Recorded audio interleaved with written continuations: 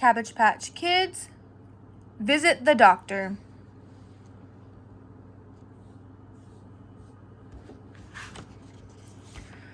Cabbage Patch Kids, visit the doctor.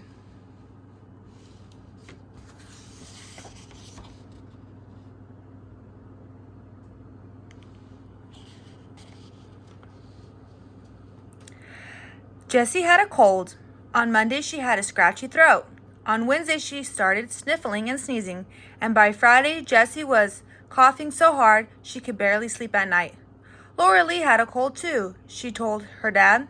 Her cold is much worse than mine. Before Jessie went to bed, her mother rubbed a sticky gel on Jessie's chest. It felt warm and had a strong smell, like medicine. Laura Lee needs something for her cough, too, said Jessie. She blew on her fingers so they were warm. Then she rubbed them on Laura Lee's chest. She held Laura Lee tightly as she fell off to sleep. That way, they could get better together. But Jessie and Laura Lee didn't get much better, at least not that night. The room was still dark when Jessie woke up coughing. Her mother and her father were in the room with her. They were talking in low voices, using words that Jessie didn't understand. She heard her mother say, maybe she has bronchitis. She heard her father say, then she'll need antibiotics. Jessie was coughing too hard to ask questions. The next morning when she woke up, she heard her mother on the phone talking to Dr. Cole. No, Mom, Jessie said. I can't go to the doctor's. I have to stay in bed. You told me so. Her head was stuffed up and her chest felt heavy and sore. Jessie started to cry. Jessie's mother wrapped her in her arms and kissed her hot forehead. Then she picked up Laura Lee. She felt Laura Lee's forehead. It looks like Laura Lee is going to have to go to the doctor's too, she said. I don't think she's ever been to see Dr. Cole before, has she? No, said Jessie. Maybe you better tell her what it's like. That way she won't be so scared. And so, while her mother dressed her warmly for the cold outdoor, Jessie told Laura Lee all about the doctor's office. She told Laura Lee that Dr. Cole might want to listen to her heart with a stethoscope. Sometimes a stethoscope feels cold on your skin, she said, but it never hurts. She told Laura Lee that Dr. Cole would probably take her temperature with a thermometer. She puts it under your tongue, she said. It tastes a little funny, but it's not too bad. You have to be careful to keep your mouth closed until it's done. Next, she told Laura Lee about the tongue depressor. They're like popsicle sticks, she explained. Dr. Cole will tell you to open your mouth and you will say, ah. Then she'll press down on your tongue with the flat stick so you can see inside. Laura Lee looked scared. Don't worry, she said. That doesn't hurt at all. Ready to go? Asked Jessie's mom. Jessie looked at Laura Lee. I think so, she said. The three of them walked to the car. In the car, Jessie tried to think of other things she should tell Laura Lee about the doctor's office. Maybe Dr. Cole will put the ear scope in your ear, she said. She puts it in just a little, then she looks inside. Then she remembered the x-ray machine. Dr. Cole puts a heavy blanket over you and takes a picture. It shows you what you look like inside. But I don't think you'll need that, she said quickly. Not for a cold.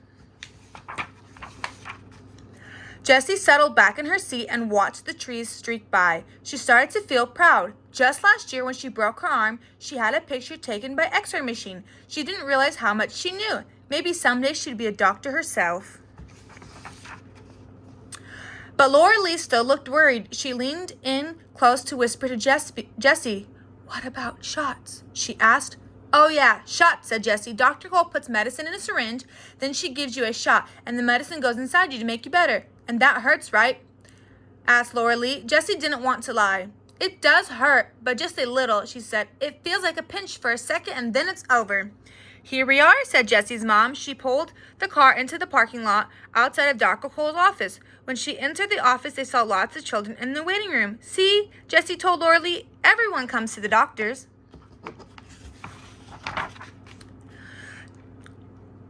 Jessie's mom, and Laura Lee sat in the waiting room, too. Jessie helped Laura Lee read the books while they waited inside to see the doctor. Jessie started to cough again. It made her feel tired to cough so hard. Jessie snuggled up to her mom's lap. Dr. Cole is going to help you feel better, her mom said. Finally, it was their turn. A nurse called their name and brought them into the doctor's examination room. It smelled different than the house do, Jessie explained to Laura Lee. Then Jessie spotted the scale. She forgot to tell Laura Lee that the doctor might put her on the scale to weigh her, but it didn't matter because just then Dr. Cole walked in. Dr. Cole was a friendly doctor. She always said hello to Jessie, and she always smiled. "So I hear you have a cough," she said. "Laura Lee, too," said Jessie. "Well, let's take a look at you both." Dr. Cole put a thermometer under Jessie's tongue. She put one in Laura Lee's mouth, too. Jessie wanted to remind Laura Lee not to be scared, but she knew she must talk with the thermometer in her mouth. "Yes," said Dr. Cole when she took it out. "You do have a little bit of a temperature, 101. She showed Jessie the number on the thermometer so she could see. C2. "Now," said Dr. Cole, "let's take a look at your throat." She unwrapped a tongue depressor. Jessie went first, then Laura Lee. "See how easy that was?" Then Dr. Cole put the stethoscope on Jessie's chest and told her to breathe in and out and cough at the same time. "See," Jessie told Laura Lee when it was her turn. "I told you, it doesn't hurt at all." When Dr. Cole sat down and talked to Jessie's mother, Jessie held Laura Lee close to her. Dr. Cole wrote out a prescription for some medicine. Jessie would have to take it at home. Then Jessie saw Dr. Cole reach for the syringe. "Laura Lee first," said Jessie. Dr. Cole nodded. She explained to Laura Lee that it would only hurt for a second, sort of like a little pinch.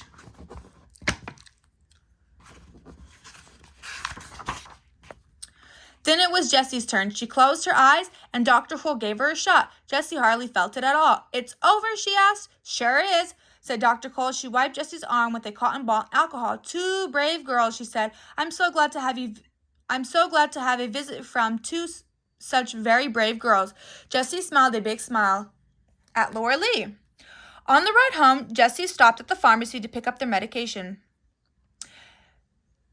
Now Jessie was glad to be back at home and under the covers with Laura Lee. Jessie's mom gave each of them a spoonful of medicine. Then she brought them a big stack of books to read in bed.